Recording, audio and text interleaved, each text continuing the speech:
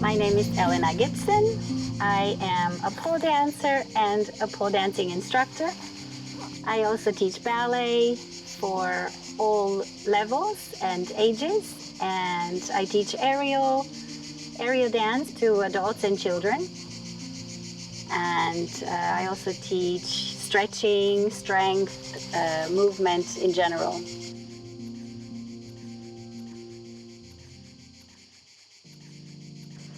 So I think when I was young, I loved dancing. I loved movement. I was doing gymnastics before I was maybe 5 years old.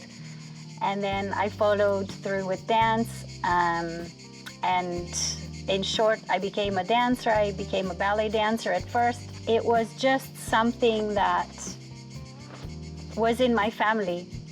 So in a way, I'm not sure whether I chose dance or dance chose me, because it was part of my environment, and I grew up with two parents who were dancers. It wasn't until I was a bit older when I came across some difficulties in my life, when I realized that in going back to training and to dancing, it was something that connects the mind, the soul, the spirit to your physical body. It is not something that I was thinking naturally when I was younger. So I suppose it was more a wisdom that came with age.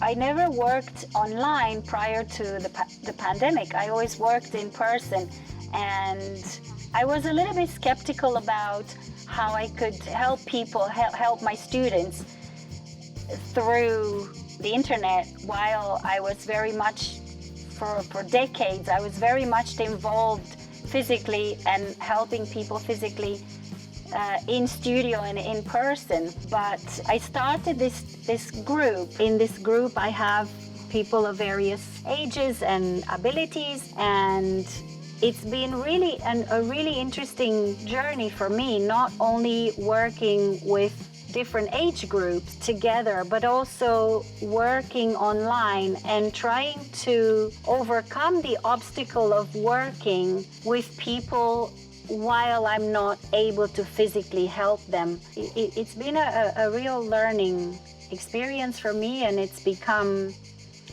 something I look forward to. It's the highlight of my week. I'm really so grateful, because it's really also allowed me to grow as a teacher and to realize how much I really love teaching, even though I was very skeptical of doing it online to begin with.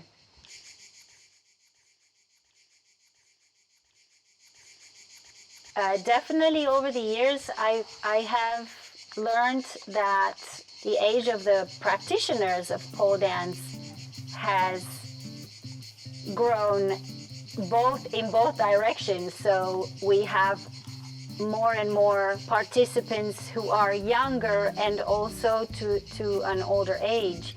We used to have one category for women and one for men, and nowadays, after so many years, we have categories also in competitions for younger children. And then as the sport has grown, we have more categories from younger to masters. It's really grown and has allowed people of all ages to connect with the sport, with the art, with the movement.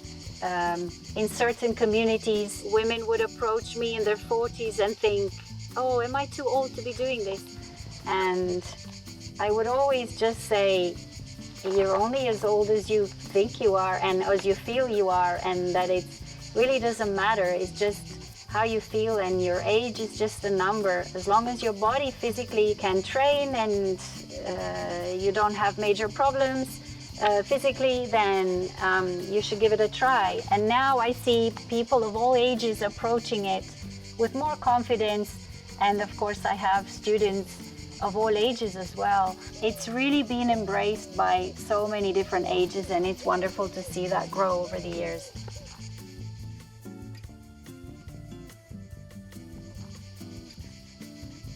I had a studio in London for about just over 10 years.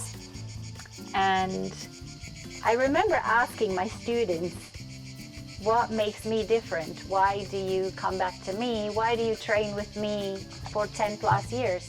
Because I truly wasn't sure what it was that people stayed with me for. And the most answers I received was because you cared about us as students. I was quite shocked, to be honest, because I knew I was good at my job, because I was a professional dancer, and then I studied how to teach, and so I knew that I was enough of a professional coming from a background that helped me very much in a sport that was very new.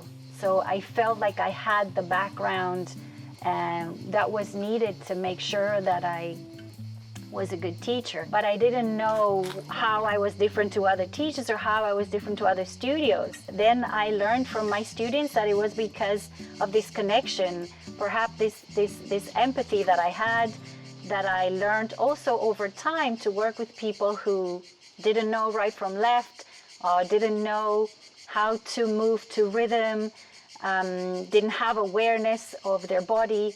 And I suppose in some way I grew more and more patient with people who were non-professionals, and I was able to teach to be empathetic to people who didn't have a professional background. And so I suppose then,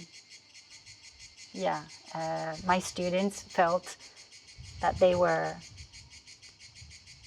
cared for, and that made me happy. So I thought, okay, yeah.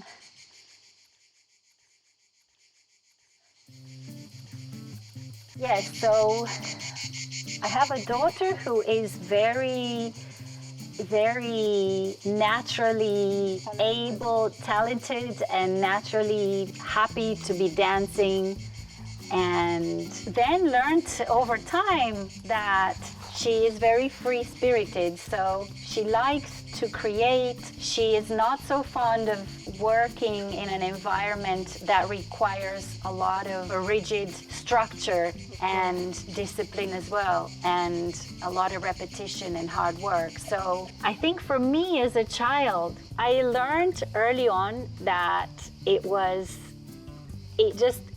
my calling, and my parents didn't push me to become a professional dancer. They often saw my struggle when I was very little, and they would say to me, you don't have to do this. You can always come home, because I was in a boarding school and I was a full-time ballet student in Canada, and I was very young, so I left home from a very young age, and I would go back on holiday, and I had a really hard time going back to school, flying across the world, at the age of 9-10 years old, the same age as my daughter is now. But I just knew that that's what I wanted to do, and I always felt that it was my choice. So this is where I feel like I want to give my daughter the flexibility to also make that choice, and I don't want to seem too pushy. And she really loves books as much as she loves dancing, but she doesn't like the discipline side of dancing. And so if she decides to be an academic and not follow the path as a dancer or a sports person, I'm happy for her to make her choice and to have been there to allow her to experience different styles and then make her own choice.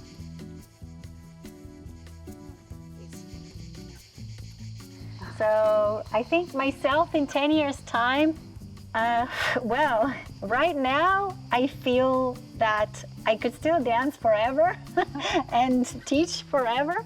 But of course, I do feel my body aging, and my back and my knee and various parts of my bodies that are not as young anymore. I will be able to continue to maintain my body for as long as possible, because really training myself, performing and teaching is what I do, what I love doing, and what I see myself doing for as long as I can. Of course, teaching is something that I can do for many years to come. And I also see myself at some point in the future being involved in more of a directing role. I love being part of a creating process of a performance, so I love live performance. It's where I feel at home, it's where I feel my expertise is, and where I feel I can contribute in some way with the background that I have, and ultimately is my passion. So I feel I want to be in that environment for as long as I can.